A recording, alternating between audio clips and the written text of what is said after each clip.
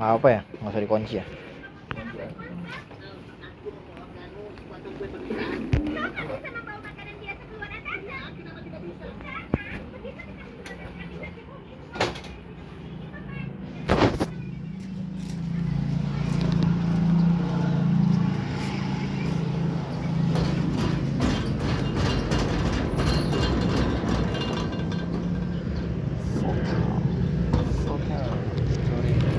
Fasilasido.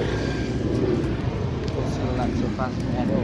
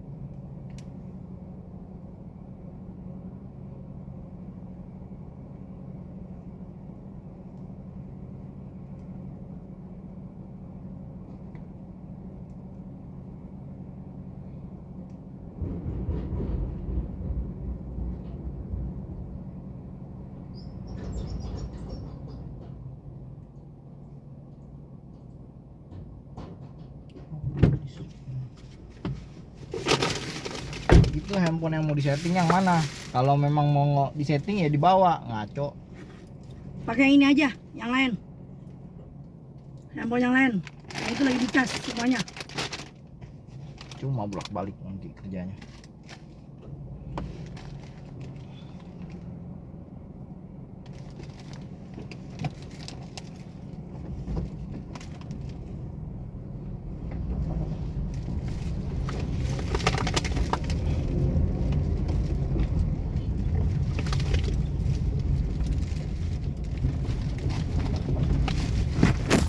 Kertasnya di mana lu?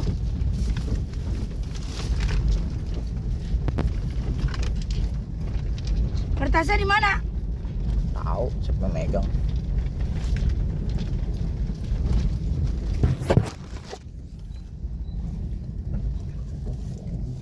Kertasnya di mana nih? Nggak tahu. Nggak. Percuma ada kertasnya kalau nggak ada. Cuman mau ngeriset ngapain mesti ini.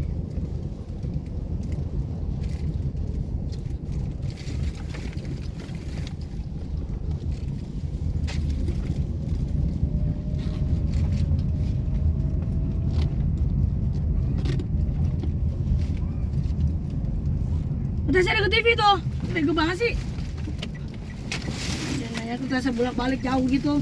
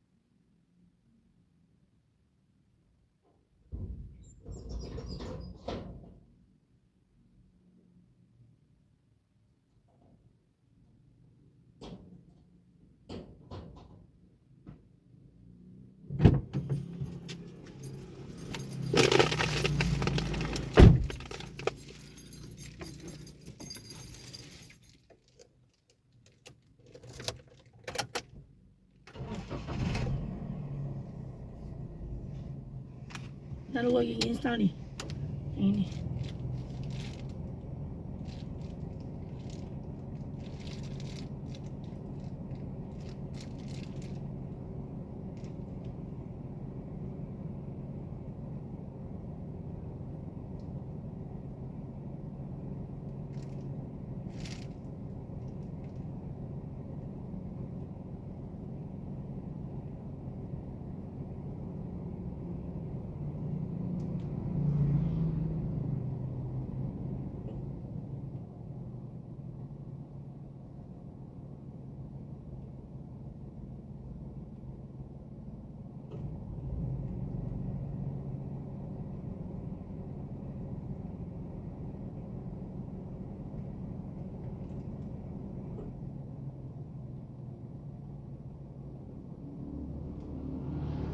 Udah nih, ayan.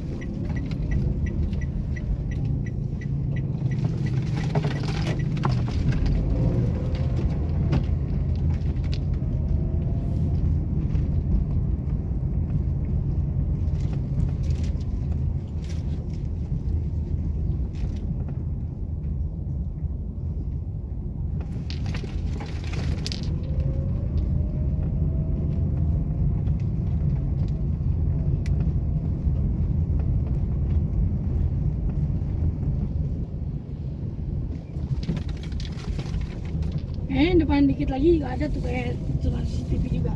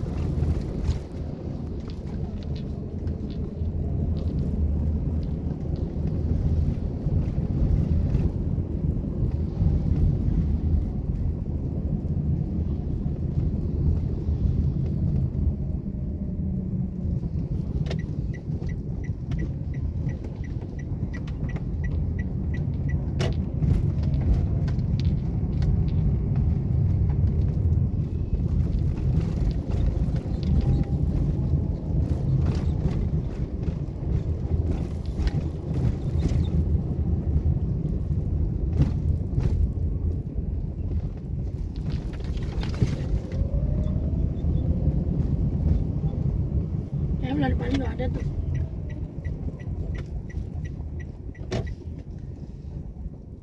Coba yang depanan yang dekat yang originator. Depan sekali. Sini udah cepetan. Jalan aja sono kalau enggak.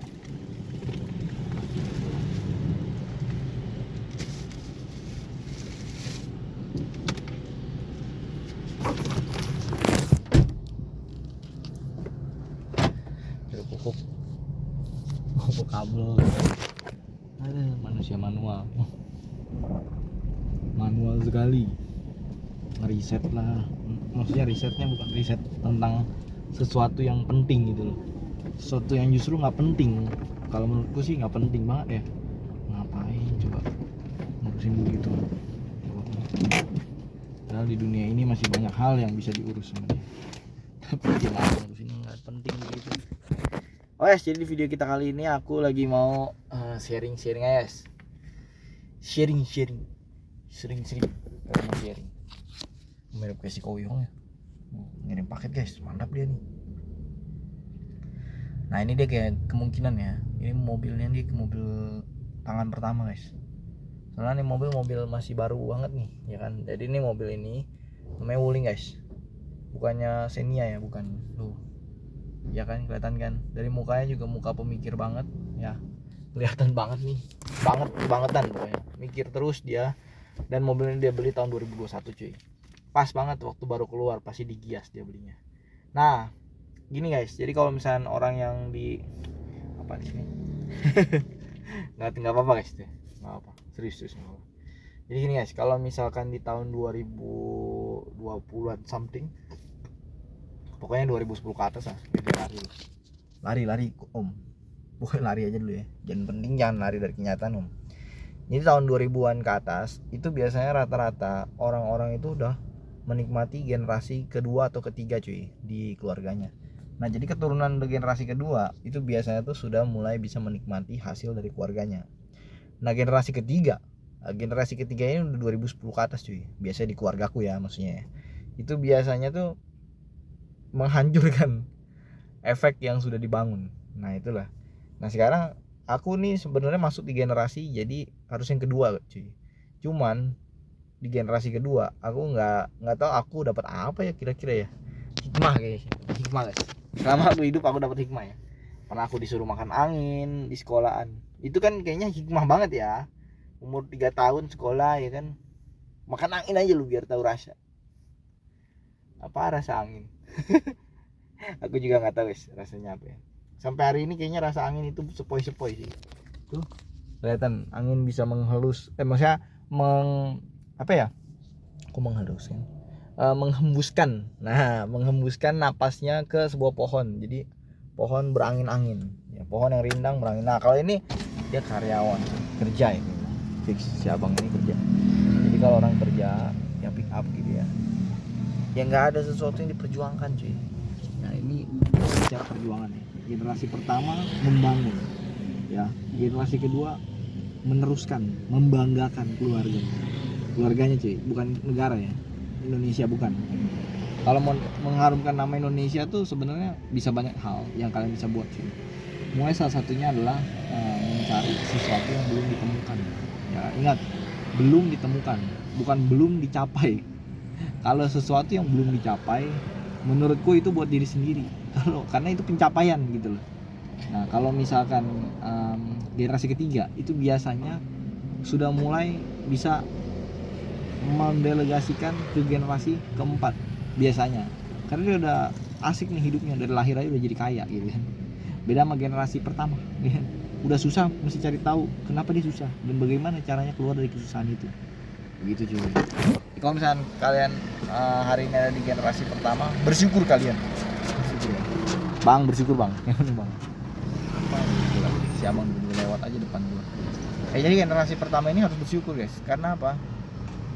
Karena nggak ada cara lain tuh kalian belajar selain kalian itu mencari mentor kalian supaya bisa lebih cepat suksesnya gitu. Kalau generasi kedua mah yang udah meneruskan kekayaan itu lebih gampang cuy. Tinggal membuka petinya aja nih, kotaknya. Nanti kotaknya ketahuan guys isinya apa, apakah duit, emas, barang. atau AP ya kan. Pokoknya itulah kalung si abang nih kayaknya. Sama sangar kali ya bang ini, sangar guys, wis sangar kali bang, ngeri kok jadi bang, ngeri gedebuk, gedebuk ngeri bang. Ya jadi seperti itu guys. Jadi kalau misalnya kalian nanya lagi sama aku bang, emang kenapa bang orang bisa ada yang mencapai lebih dulu, lebih banyak dan mencapai, tapi ada juga yang tidak ada yang dia capai gitu. Jawabannya sederhana aja, nggak ada cara lain untuk merefleksikan kemampuan yang kita udah punya selain kita mereview sama mentor yang udah lebih ngerti. Ya kayak gitu sih. Aku sih udah nggak bersiap lagi jadi mentor ya. Karena aku udah mentorin lumayan banyak orang, udah full. Ibaratnya orang makan udah kenyang nih. Kalau udah kenyang ntar dulu lah ya. Nanti kita buka lagi batchnya nanti aja guys. Mana nih? Bikin email nih, tolongin. Bikin email sendiri aja Kalau udah gue pusing ngerti. di gue nih. Kenapa jadi pusing? Tolong. Pulang aja dah. Udah capek nih juga. Lu minta tolong itu. Anjing lo. Tolong nggak bisa banget lo. Cuma minta tolong ya, malah gue pusing nih. Nggak bisa menyuruh pusing. Lu bangsat ya benar-benar ya. Anak atau diri lo. Nggak mau pusing. Ya lu anak atau diri lo. Dasar lo. Bapak. Si bapak ini pun dikatain. Bapak ini tuh gue ya kayaknya. Gue nggak ada salah, nggak ada apa, berarti salahin aja ya kan. Email padahal dia ngerti ya. Ini lagi lempar gawes. Tahu kalau aku yang bikin emailnya jadi aneh ya hasilnya. Ini jangan dibikin. Mereka yang sedang pusing, doakan aja supaya lekas selesai pusingnya dan bisa pakai kos utang lagi kayak bapak ini.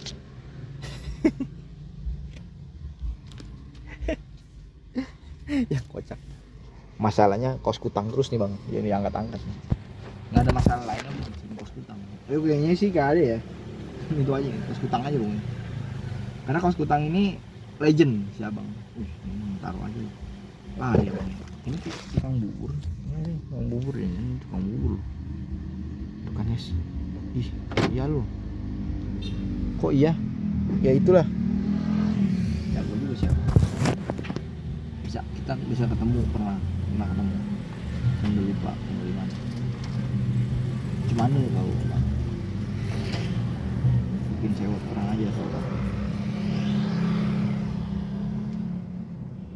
Motor yang lain bis.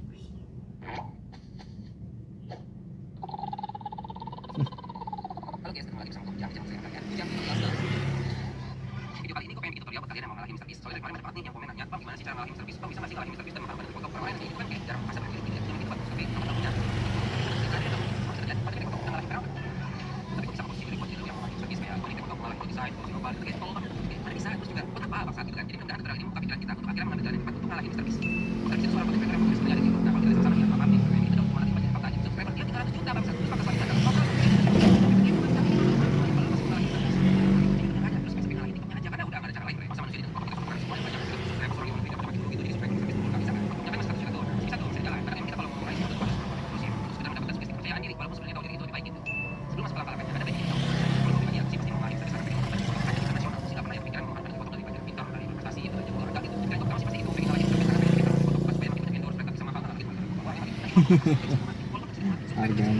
harga endorse ini semua.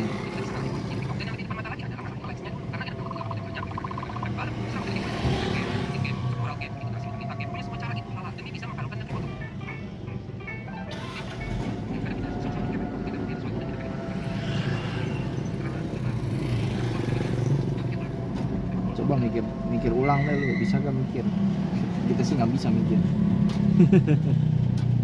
Karena jadi masalah kalau kita nggak bisa mikir gitu. Mantap siapa? Memang ya, tapi kita juga tidak aktif gitu kan sebagai investment atau aset-aset lainnya memang bisa dijadikan sebagai suatu instrumen investasi, alternatif investasi. Karena kita semua sebagai manusia, sebagai makhluk itu, musuhnya ini adalah satu, itu adalah inflasi. Apapun yang bisa mengalahkan inflasi harus kita pilih sebagai suatu. Dan di sini kita akan jelaskan mengapa kita anggap oil yang itu adalah aset yang terbaik. Ketika kita membeli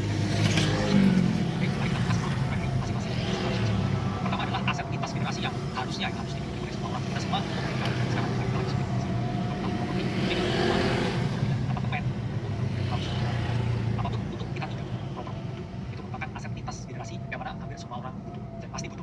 kawasan industri properti itu adalah pada tahun 40-an, 50-an. Ini terjadi pembangunan properti yang besar-besaran. Karena apa? Karena jumlah properti yang pada saat kita lihat sehingga properti menjadi aset utama yang pemerintah sangat sportif dengan berbagai aset properti karena dunia negara ini sedang membangun pasca perang dunia. Itulah mengapa kalau kita bilang mereka para konglomerat ini adalah mereka yang berinvestasi sangat berat di properti pada tahun 50-an setelah kemerdekaan Indonesia. Memang saat itu properti pasti nggak semahal sekarang karena harganya sangat murah sekali ya, belum ada inflasi dan berbagai kebutuhan yang berbeda. Jumlah penduduk juga tidak sebanyak sekarang. Itulah mengapa harga properti itu sangatlah murah di tahun-tahun yang hampir gratis dibandingkan dengan yang ada sekarang. Ya kan sekarang kita harus menabung, harus saving, harus KPR dengan berbagai skema yang ada untuk agar bisa menyiapkan properti. Di sini saya tidak properti masih bisa dianggap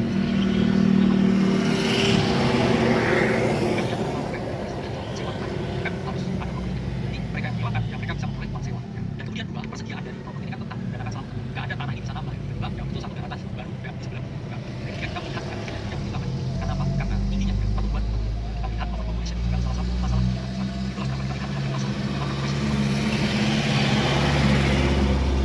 Kalau kita melihat dari segi properti ini harga itu akan selalu meningkat karena demandnya tinggi, persediaannya tetap dan kemudian aset properti ini bisa dijadikan kolateral atau jaminan kita mau meminta persetujuan loan dari bank dan ketika kita juga bisa memperoleh pasif income dengan merentalkan properti yang kita miliki. Namun ada sisi kontranya, satu terkait dengan likuiditas ya. Kita nggak bisa jual rumah kita, apartemen kita hari ini 2 jam lagi ya, itu sangat sulit berbeda dengan aset-aset yang lain dan kemudian kita mengetahui harga ini relatif mahal sehingga tidak liquid, jadi tidak liquid karena mahal jadi tidak liquid. Itu adalah kontra dari properti. Nah, aset selanjutnya yang akan kita bahas ini adalah saham ya. Sejarahnya saham ini mulai diperdagangkan pada abad ke-16 di Eropa ya. Ada opsi perdagangan dan juga pendanaan berbagai kebutuhan masyarakat Eropa pada saat itu hingga akhirnya terus berkembang di berbagai negara lain. Kebutuhan akan capital market dan juga dana ya, atas pihak yang membutuhkan dana ya, dengan pihak yang kelebihan dana ini akhirnya mendorong ya, kapitalisasi dari industri capital market ini terus berkembang hingga akhirnya di tahun 1792 ini lahirlah Stock Exchange pertama kali dan kita tahu di tahun 1912 lahirlah bursa efek Jakarta. Sekarang di bursa efek Indonesia itu adalah tempat perdagangan saham di Indonesia atau bursa yang untuk perdagangan saham di Indonesia. Banyak pihak ya yang selalu beranggapan kalau investasi terutama di indeks saham besar itu hampir bisa dipastikan 100% untung.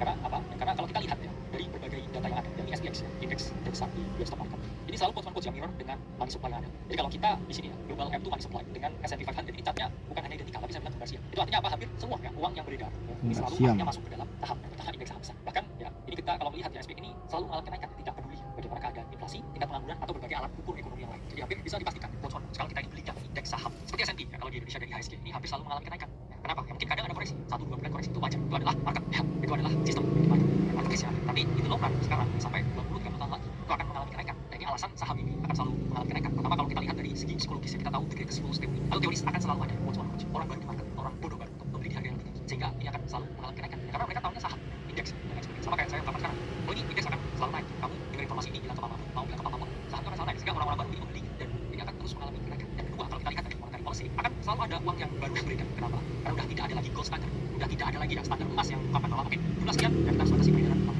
Karena uangnya akan terus bertambah dan semakin banyak sehingga banyaknya uang disimulasi. Kalau lagi ya paling mudah diperjualbelikan itu adalah indeks saham. Yang ketiga kita tahu di berbagai negara besar seperti US itu pension money hampir semua para fund manager ini mengalihkannya ke saham. Itulah mengapa kalau kita lihat ya saham ini selalu mengalami kenaikan. Meskipun demikian ya selalu ada pro dan kontra. Ya dari segi pro ya, kita hampir bisa memastikan safety moderate gains yang dengan saham kenaikan terus menerus ya meskipun tidak relatif quote besar.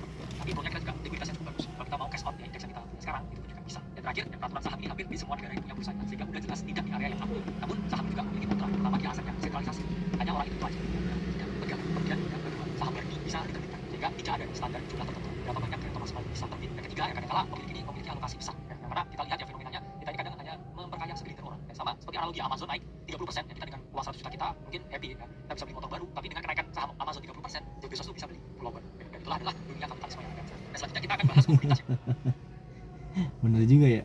Jeff Bezos bisa beli pulau baru loh gara-gara naik 30% doang harganya. Oh iya betul juga. Setuju aku guys, setuju.